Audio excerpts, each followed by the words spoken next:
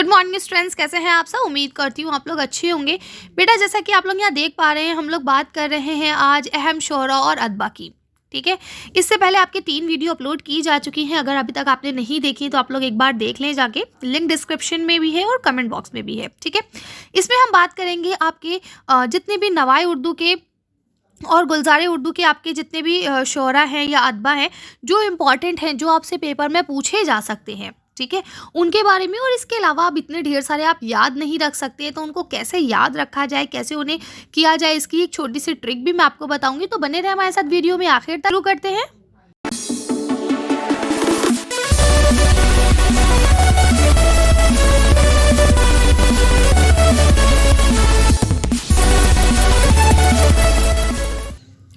देखिए बेटा, यूँ तो आपके बहुत सारे राइटर और अफसाना निगार या हम कह सकते हैं नज़्म निगार, शोरा, गज़ल गो शोरा बहुत सारे आपको दिए गए हैं, है ना।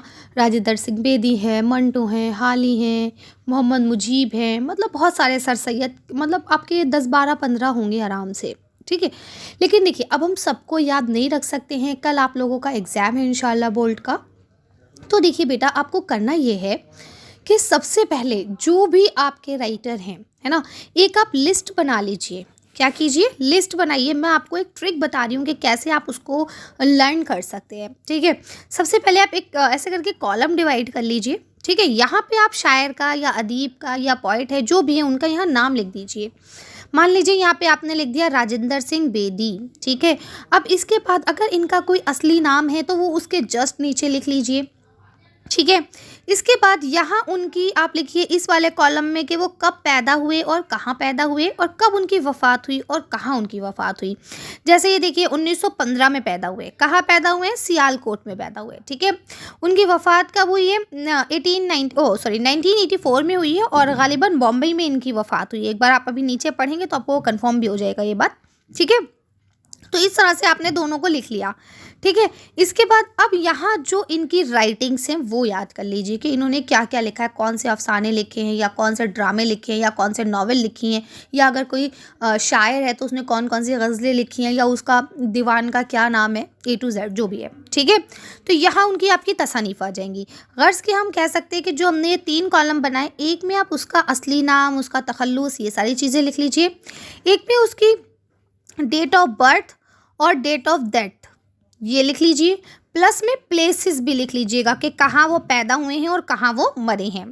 ठीक है, इसके बाद यहाँ उनकी जितनी तसानीफ़ हैं, जो भी उनकी राइटिंग्स हैं, वो आप यहाँ लिख लीजिए, जिसे हम क्या कह सकते हैं, तसानीफ़।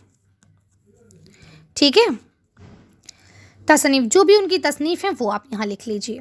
ठीक है, अब देखिए जैसे ये राजेंद्र सिंह बेदी है, क्योंकि अब आप क्या करेंगे, देखिए सबसे पहले जैसे राजेंद्र सिंह बेदी के बारे में है तो आप यहाँ से क्या कर सकते हैं, देखिए कहाँ पैदा हुए, ये देखिए इनका क्या नाम था, ये यहाँ बता दिया है। अब इब्तिदाई तालीम कहाँ हुई, कौन सी भाषाएं आती थी। देखिए जनरली एक चीज़ याद रखिएगा, जो भी उर्दू का शायर होगा, उर्दू का अदीब होगा, उसे हिंदी, इंग्लिश, अरबी, फ़ारसी ये सब आना लाजमी बात है ना। तो इसमें कोई दो राय नहीं है कि अगर उसको ये आती है या नहीं। तो देखिए कुछ कॉमन वर्ड्स हैं जो आपको सब में इंक्लूड करने, चाहे किसी के ऊपर भी आ जाए, है ना, जिसे उन्हें बचपन से ही पढ़ने का शौक़ था। ठीक है, बहुत अच्छे अल्फाजों का इस्तेमाल करते हैं, सादा सिंपल ज़बान बोलते हैं, समझ रहे हैं। तो कुछ चीज़ें ना सिमिलर है, कॉमन है बिल्कुल सब में, तो उसे आपको रटने की, याद करने की ज़रूरत नहीं है। आपको याद क्या करना है, जो मैंने टेबल बताई उसके हिसाब से। ठीक है, इसके बाद देखिए जैसे ही आप यहाँ पे आते हैं कि इन्होंने कौन कौन से मजमूए लिखे, क्योंकि ये अफसाना निगार थे तो देखिए लिखते हैं इनके अफसानवी मजमूए कौन कौन से हैं, दाना व दाम है, ग्रहण है, ये आज़ादी से पहले के थे, है ना।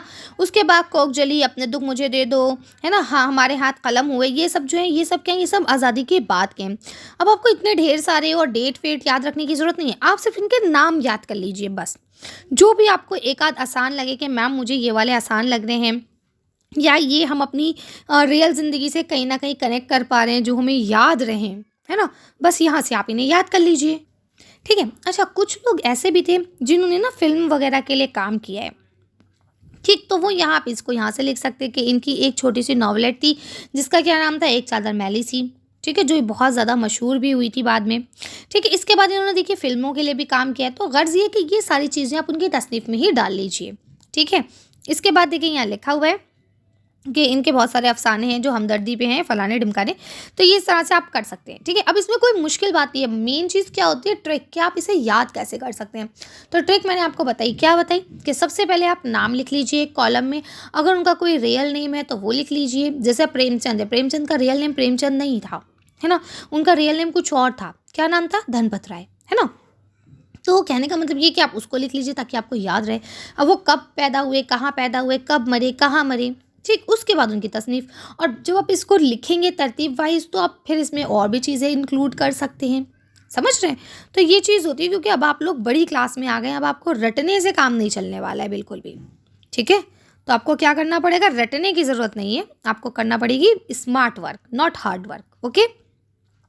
ऐसे ही अब हम आ जाते हैं मंटो पे। देखिए यहाँ मैं सबके बारे में आपको नहीं बताऊंगी, यहाँ मैं एक दो आपको बताऊंगी जो मुझे ऐसा लगता है कि ये इंपॉर्टेंट हो सकते हैं, ये आपके पेपर में आ सकते हैं, ठीक है। तो हम सिर्फ यहाँ उनके बारे में ही थोड़ी सी डिस्कशन करेंगे आपके साथ। बाकी आपसे मैं कहूँगी यही कि आप लोग सारे पढ़ लें, ठीक है। अब जैसे सादा हसन मंटो की अगर हम बात कर लें तो देखिए, कहते हैं कब पैदा हुए, 1912 में पैदा हुए। कब वफात हुई, 1955 में वफात हुई। कहाँ पैदा हुए थे, पंजाब में, ठीक है। इसके बाद इनकी देखिए सब वही वाली बात कि शुरू से ही पढ़ने का शौक़ था, आला तालीम हासिल की, मतलब बचपन में खूब पढ़ाई की, है ना। उसके बाद फिर आ जाइए तो आगे आप आ जाएंगे तो फिर इनकी वही क्या आ जाएंगी, तसानीफ़ आ जाएंगी। नया कानून, तोबा टेक सिंह, सिया हाशिए, ये सब क्या है, ये सब इनके कुछ वो हैं, अफसाने हैं, ठीक है।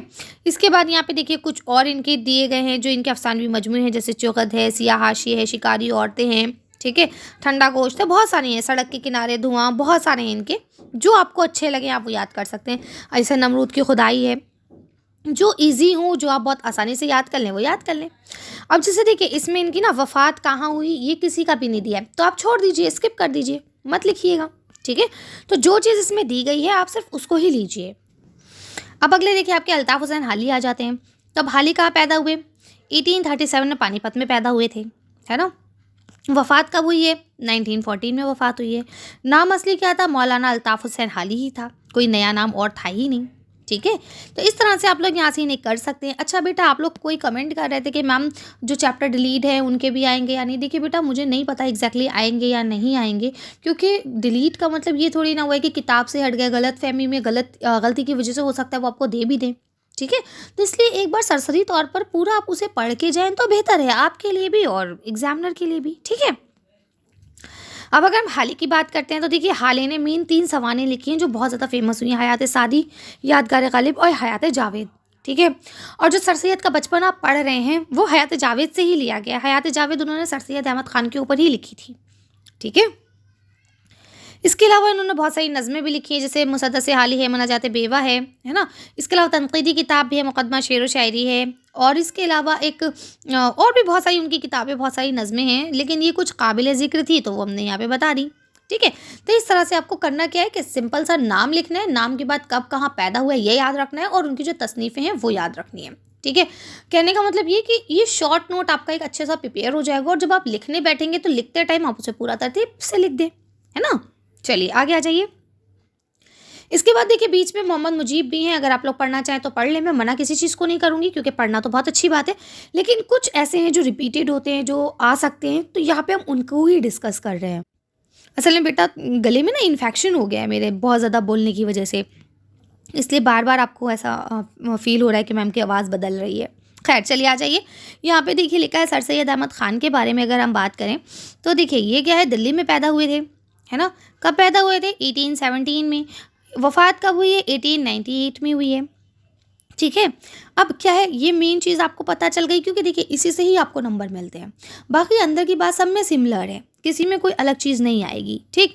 इसके बाद अब इनकी किताबें याद कर लीजिए। और इन्होंने देखिए सर सैयद अहमद ख़ान इसलिए इंपॉर्टेंट है क्योंकि इन्होंने उर्दू के लिए, मुसलमानों के लिए बहुत अहम रोल अदा किया है। आपको पता है अलीगढ़ मुस्लिम यूनिवर्सिटी पूरी किसकी बनाई हुई है, सर सैयद अहमद ख़ान की बनाई हुई है ना। ये अलग बात है कि उनके कुछ रुफ़क़ा थे, कुछ दोस्त थे, कुछ अहबाब थे जो उनके साथ जुड़े थे, शाना बाशाना चल रहे थे, लेकिन मेन जो हम कहते हैं ना जो शुरुआत की वो किसने की, तो सर सैयद अहमद ख़ान ने की, ठीक है। इसके अलावा इन्होंने जो किताबें या रिसाले वगैरह लिखे, जैसे असार सनादीद लिखी, असबाब बगावत हिंद लिखी, है ना। इसके अलावा इन्होंने बहुत सारे मज़ामीन लिखे, ठीक है। और वो मज़ामीन सारे क्या थे, इस्लाही मज़ामीन थे, जिससे इस्तिलाह की जा सके लोगों की, उनको समझाया जा सके, उनके दिमाग में जो खामखा का कूड़ा भरा है ना उसको निकाल के फेंका जा सके। ठीक है। उसी मज़ामीन में से एक मज़मून आपको पढ़ना है जिसका क्या नाम है, औरतों के हुकूक। ठीक है। तो यहाँ पे ये वाली बात भी क्लियर होती है।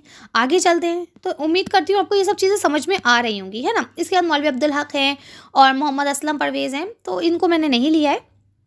अब आगे आ जाते हैं मिर्ज़ा मोहम्मद रफ़ी सौदा के ऊपर।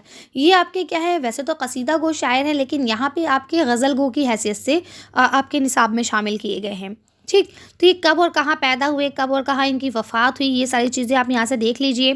ठीक है। इसके बाद इनकी अब देखिए यहाँ पे थोड़ा सा अल्फाजों का खेल है, क्योंकि ये मुश्किल पसंद थे। इनके अल्फाज क्या थे, दक़ीक़ थे, मुश्किल थे, फ़ारसी आमीज़ थे। ठीक है। तो वो चीज़ें आप यहाँ से थोड़ा सा नोट कर लेंगे। ठीक है। आगे आ जाइए।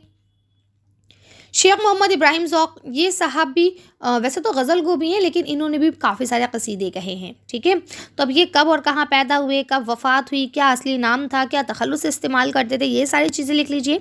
इसके अलावा अगर वो जो शायर आपके सामने दिया गया है, अगर वो किसी हम कह सकते हैं बादशाह से या किसी हुकूमत से जुड़ा हुआ है, ठीक है, तो वो आप उसको भी लिख सकते हैं। जैसे ज़ौक़ जो थे वो बहादुर शाह ज़फ़र के उस्ताद थे, है ना। और ज़ौक़ की वफ़ात के बाद बहादुर शाह ज़फ़र के उस्ताद कौन हो गए थे, गालिब हो गए थे। ठीक है। तो इस चीज़ को थोड़ा सा आप लोग लिख सकते हैं। ये भी कसीदा गो मेन है, इनका जो कहते हैं ना मेन फील्ड है वो कसीदे की ही है। ठीक है। चलिए, तो इस तरह से ये लोग हो गए। अच्छा, अब हम बात कर लेते हैं अकबर इलाहाबादी की। तो अकबर इलाहाबादी साहब इसलिए ज़्यादा इंपॉर्टेंट है क्योंकि इन्होंने ना उस दौर की जो रविश थी उससे हट के थोड़ी सी शायरी की थी, है ना। वैसे तो ये नज़्म गो शायर हैं और यहाँ पे भी नज़्म गो की ही हैसियत से यहाँ पे शामिल किए गए हैं। ठीक है। तो अब इनका पूरा असली नाम क्या था, देखिए यहाँ इनका असली नाम बदला हुआ है ना। अकबर इलाहाबादी कहे जाते हैं, अकबर इनका तखल्लुस था, असली नाम इनका क्या था, ये देखिए यहाँ लिखा, सैयद अकबर हुसैन रिजवी। ठीक है। कहाँ पैदा हुए थे, इलाहाबाद में पैदा हुए थे। ठीक है। तो इस तरह से ये चीज़ें लिखेंगे। इन्होंने भी क्या क्या राइटिंग्स लिखी, बहुत सारी इनकी नज़में हैं जो निसाब में भी आती हैं, जो आपके इसमें शामिल है। जैसे आप देख पा रहे हैं जलवाए दरबार दहली, है ना। इसके अलावा बरक़े कलीसा है, बहुत सारी नज़में हैं इनकी। यहाँ पे ज़िक्र तो नहीं किया गया है, लेकिन अगर आप चाहें तो अपने आप से पढ़ सकते हैं। फिर हमारे इकबाल साहब है जो कि आपकी नज़्म में से कटे हुए हैं, है ना। हकीकत हुस्न इनकी जो नज़्म है ये आपको सिलेबस में नहीं पढ़नी, लेकिन फिर भी बेटा आ सकते हैं, क्या पता ये आपसे पूछ लिए जाएँ, क्योंकि ये अपने दौर के एक बड़े और अजीम शायर थे, है ना। तो इसलिए ये पूछे जा सकते हैं। तो आप लोग इनको थोड़ा सा नज़रसानी कर लीजिए। क्या कहते हैं यहाँ पे, कहते हैं 1877 में पैदा हुए थे और 1938 में इनकी वफ़ात हो गई थी। सियालकोट में पैदा हुए थे और लाहौर में वफ़ात पाई थी। ठीक है। इनके टोटल 4 कुलियातें हैं। कौन कौन सी हैं आपको पता है, शेरी मजमूए कौन कौन से हैं, एक है बांगे दरा, फिर है बाले जिब्रील, फिर है ज़रबे कलीम। ठीक है। ये 3 पूरी तरह से उर्दू में है, जबकि अरमगान हिजाज जो है ये इनका चौथा है, जो आधा उर्दू में है और आधा फ़ारसी में है। ठीक है। इन्होंने बहुत सारी नज़में कही हैं। शुरू में इन्होंने बच्चों के लिए और नॉर्मल नज़में कही हैं, बाद में इन्होंने जो नज़में कही हैं वो मज़हब के लिए कही हैं, वो इस्लाह करने के लिए की हैं लोगों की, कि भाई जो गलत रास्ते हैं, जो गलत चीज़ें हैं वो सब छोड़ दी जाएँ तो बेहतर है ना। अल्लाह पाक ने हमें दुनिया में किन कामों के लिए भेजा है उन्हीं को करा जाए तो बेहतर है। ठीक है।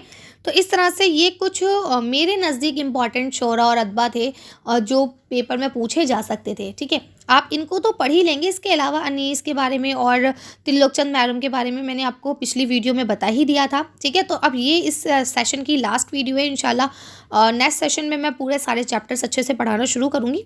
आने वाले बच्चों के लिए आप लोगों ने शेयर कीजिएगा।